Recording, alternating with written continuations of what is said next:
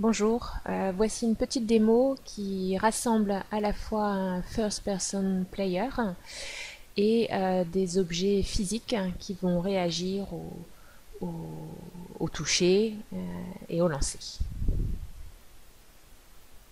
Pour commencer, on va voir ce que ça donne dans le jeu. Donc là, je suis un first person player qui n'a pas d'arme et j'ai juste ce petit viseur pour me dire où j'en suis. Et puis, en fait, là, les objets colorés sont des objets qui vont pouvoir interagir, alors que les objets blancs sont des objets statiques. Là, bah, vous ne le voyez pas, mais j'essaye d'attraper ou de faire bouger cet objet-là, mais comme c'est un static mesh qui est statique et qui ne peut pas simuler la physique, il ne se passe rien. Par contre, là, cet objet-là, je peux le pousser, ou je peux l'attraper et le reposer, ou bien l'attraper et le lancer, ou l'attraper et le lâcher là où il est. Voilà, donc l'idée c'était de remplacer un petit peu le gun par des jeux de balles. Donc là je peux attraper ma balle et je peux la lancer. Ah non, là je l'ai droppé. Je peux attraper ma balle et la lancer sur les boîtes de conserve. Donc là j'ai, sur cette partie là, je vais peut-être m'approcher un petit peu. Sur cette partie là j'ai trois. Ah, il y en a une qui est retombée pile debout, c'est pas de chance. Enfin, bon, là j'avais 3 balles. D'habitude je réussis, mais là pour la démo, ouf. Donc là j'ai la même chose mais avec 2 balles seulement. J'attrape, je lance, j'attrape, je lance. Donc là pour l'instant la force de lancer est réglée par défaut. On pourrait rajouter de l'interactivité pour que je puisse ajuster ma force de lancer.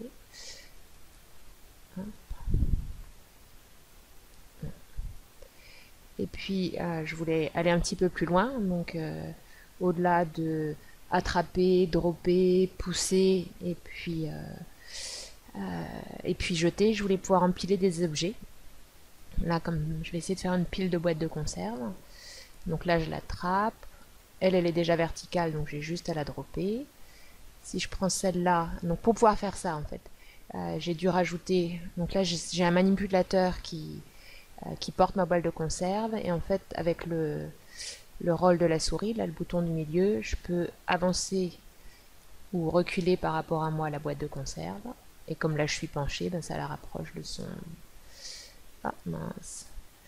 Bon voilà, comme elle est tombée, avec des touches du clavier, j'ai mis en place la possibilité de la faire tourner. Donc soit sur l'axe vertical, comme je viens de le faire là par rapport à la souris. Donc là je vais essayer de venir la dropper.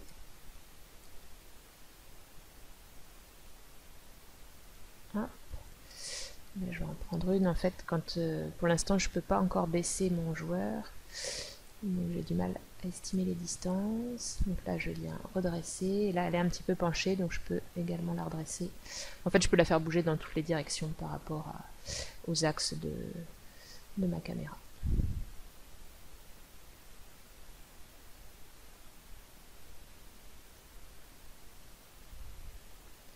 Alors la distance d'interaction, si, là elle est réglée assez loin, mais je peux aussi, pour l'instant c'est quelque chose que je règle par défaut, qu'on peut imaginer. Alors, est-ce que là je suis capable de monter un peu? Il faut que je recule, je pense. Voilà.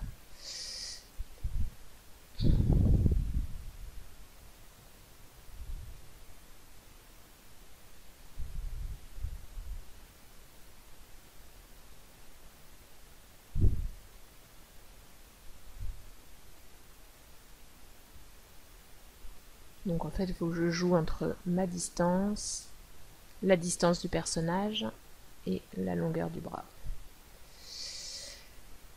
Je pense que j'arriverai pas à mettre la suivante. On va juste essayer pour le plaisir de voir la tour s'écrouler.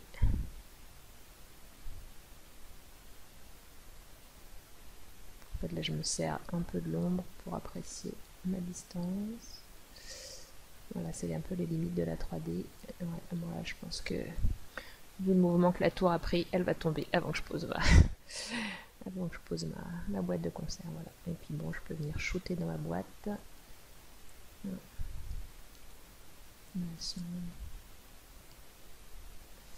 Pour l'instant, la force d'interaction est la même, mais je pourrais la régler en fonction de la distance par rapport à l'objet, etc. Alors, pour arriver à ça, j'ai mon game mode qui lui va m'envoyer sur mon first person player, qui va afficher à l'écran. En fait, là dans le game mode, j'ai le pawn par défaut et puis l'UHD class. Et l'UHD class, c'est celle que j'ai ici. Bon, là c'est tout simple. En fait, ce node là, ça me récupère les dimensions de l'écran.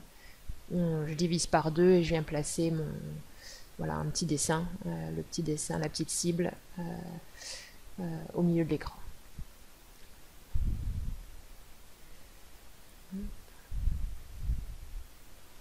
Là, mon first person, c'est en fait, c'est un caractère.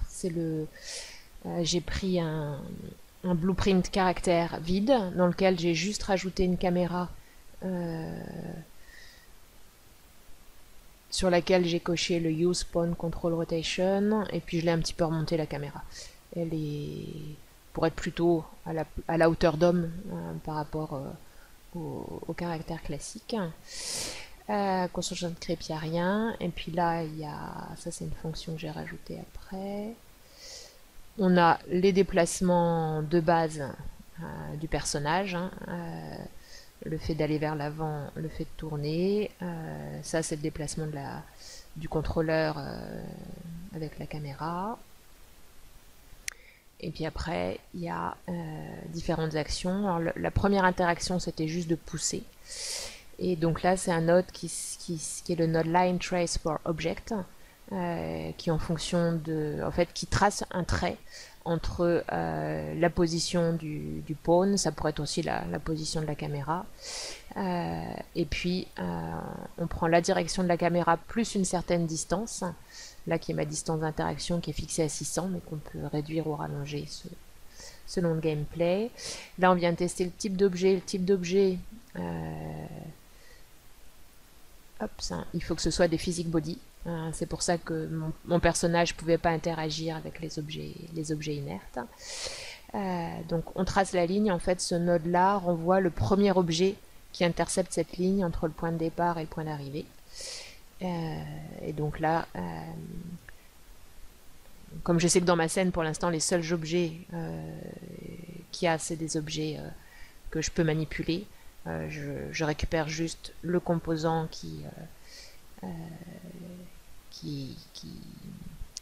coupe cette ligne, cette trace ligne, et puis là j'avais juste à le pousser, donc je récupérais l'axe avant de la caméra et je lui donnais une petite impulsion voilà, dans la direction. Là, moi, Poke Force, j'avais dû la descendre à 200, je pourrais la remonter pour que ce soit plus interactif. Ensuite, la fonction pour attraper. Donc là, la fonction pour attraper, en fait, je rajoute deux variables. Je rajoute une variable qui est un manipulateur. Son type de variable, c'est Physic Handle Component. Et puis une variable provisoire qui est juste une primitive componente, mais qui va me permettre de stocker l'objet physique que j'ai attrapé. Donc là, c'est le même point de départ, le line trace for object. En fait, j'identifie le premier objet qui se trouve entre mon personnage et une certaine distance à ma caméra. Cet objet-là, donc je vais l'attraper. Donc là, je vais activer ma variable booléenne. J'ai un objet dans la main. Je vais créer un manipulateur à l'endroit où j'ai cet objet. Je vais stocker cet objet dans ma variable provisoire. Et puis, je vais attraper. Donc, pour attraper mon objet, j'ai besoin d'un manipulateur et j'ai besoin de savoir de quel objet il s'agit. Et là, on va dire le point de contact, c'est le centre de masse de l'objet. Je vire les collisions avec la box du personnage pour que je puisse rapprocher l'objet si je veux, et puis qu'il n'y ait pas d'interaction. Et puis je mets la vitesse angulaire à 0 parce que de temps en temps, si mon objet choquait un autre, il se mettait à tourner comme une girouette sans s'arrêter. Mon manipulateur, il faut qu'il suive, là au point de départ, le manipulateur il est au-dessus de l'objet que j'ai attrapé, mais dès que j'ai un objet en main, donc dès que l'objet en main est activé, il faut que je vienne mettre le manipulateur à une certaine distance par rapport à mon acteur et à ma caméra, il faut qu'il tourne avec la caméra. Donc je récupère la position de l'acteur, je récupère le vecteur avant de la caméra, et là j'ai une certaine distance à ma caméra, et puis je le remonte aussi d'une certaine hauteur, qui est en fait la hauteur de la caméra, les 70, pour que mon objet attrapé reste dans mon viseur, que ce soit plus facile à manipuler après. Hein, et puis là du coup, mon objet en fait là il est contraint par le manipulateur, donc c'est le manipulateur que je bouge, et c'est parce que je bouge le manipulateur que l'objet bouge. Donc le manipulateur lui va rester, voilà, il va juste être fixé par une distance dans l'axe de la caméra et une hauteur. Là j'ai rajouté avec la roue de la souris le fait de pouvoir ajuster cette distance, c'est ce qui me permet d'avancer et de reculer un objet, pareil une fois que je l'ai attrapé. Et puis là, comme je voulais pouvoir empiler mes boîtes de conserve, j'ai mis en place un déplacement autour de chacun des axes de la caméra. Donc là, cette fois-ci, un déplacement de l'objet. Mon manipulateur ne bouge pas, mais dans mon manipulateur, je rajoute une rotation. Donc je récupère le contrôle, qui en fait est là où regarde l'objet, donc c'est à l'axe de la caméra. Et puis je récupère soit le up vecteur, soit le right vecteur, soit le forward vecteur. Et puis quand je suis sur le up vecteur, en fait je garde que la composante verticale, auquel je rajoute un angle. Je rajoute ou j'enlève selon la touche. Là je rajoute, là j'enlève quelques degrés à la rotation. Et je fais ça sur les 3 axes. Celui-là finalement dans la pratique je m'en sers moins, donc peut-être que je finirai par le supprimer. Donc voilà pour cette petite démo tout simple. Et puis ce qui était important aussi, c'est de voir quel statut ont les mèches que je peux bouger. Donc là c'est pareil pour les balles ou les boîtes de conserve, hein, ils ont le même statut. Il faut que je sois sur des mèches qui sont movable, donc quand je viens mettre mon mesh dans la scène, il faut que j'active le movable ici. Il faut que j'active simulate physique ici. Et en fait, automatiquement, lorsque j'ai activé ces 2 fonctions, ici, en fait, le collision preset, il se transforme en physique actor.